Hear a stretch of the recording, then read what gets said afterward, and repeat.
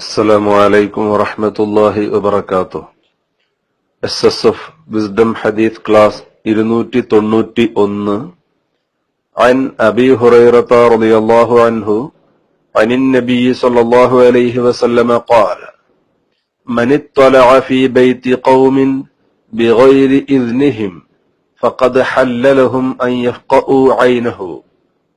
ബഹുമാനപ്പെട്ട ഇമാം മുസ്ലിം റളിയല്ലാഹു തആല അൻഹു റിപ്പോർട്ട് ചെയ്യുന്ന ഹദീസ്. അബൂ ഹുറൈറ റളിയല്ലാഹു തആല അൻഹുവിൽ നിന്ന് നിവേദനം.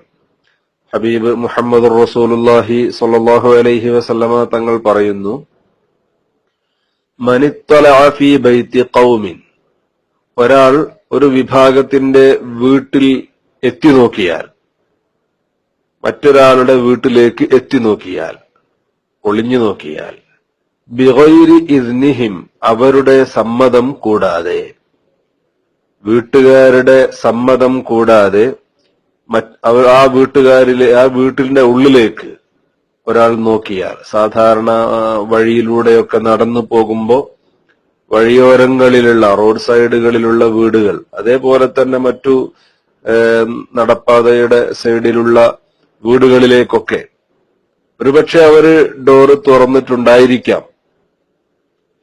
അങ്ങനെ ഉണ്ടെങ്കിലും ഇല്ലെങ്കിലും ആ വീട്ടിന്റെ ഉള്ളിലേക്ക് വഴിയിലൂടെ പോകുന്നവരൊക്കെ എത്തി നോക്കൽ, ഇനി വഴിയല്ലെങ്കിൽ പോലും മറ്റൊരാളുടെ വീട്ടിലേക്കോ അവരുടെ സ്വകാര്യ ഇടങ്ങളിലേക്കോ എത്തി നോക്കുന്നത് തെറ്റാണ്.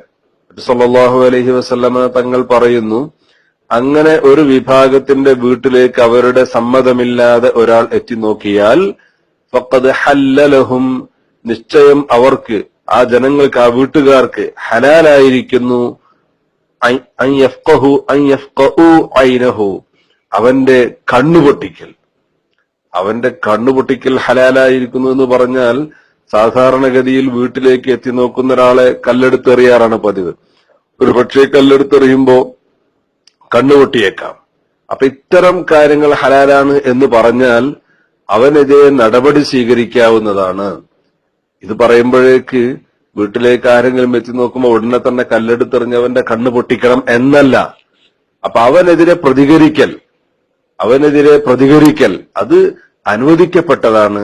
ഇനി അങ്ങനെ പെട്ടെന്ന് വീട്ടിലേക്ക് നോക്കുന്ന ഒരാളെ അയാൾക്കെതിരെ പ്രതികരിച്ചപ്പോ, അല്ലെങ്കിൽ എന്തെങ്കിലും പെട്ടെന്ന് സ്ട്രോങ് ആയിട്ട് പ്രതികരിച്ചപ്പോ എന്തെങ്കിലും ചില അപകടങ്ങൾ സംഭവിച്ചാൽ പോലും ഇസ്ലാമിക കോടതിയിൽ ഈ വീട്ടുകാർക്ക് കുറ്റം ലഭിക്കില്ല, ശിക്ഷ ലഭിക്കില്ല എന്നതാണ് ഈ പറഞ്ഞതിന്റെ അർത്ഥം. കാരണം ഇവരുടെ വീട്ടിലേക്ക് അവൻ നോക്കാൻ പാടില്ലായിരുന്നു. അവൻ തീരെ പാടില്ലാത്ത കാര്യം ചെയ്തപ്പോ പ്രതികരിക്കുന്നത് സ്വാഭാവികമാണ്.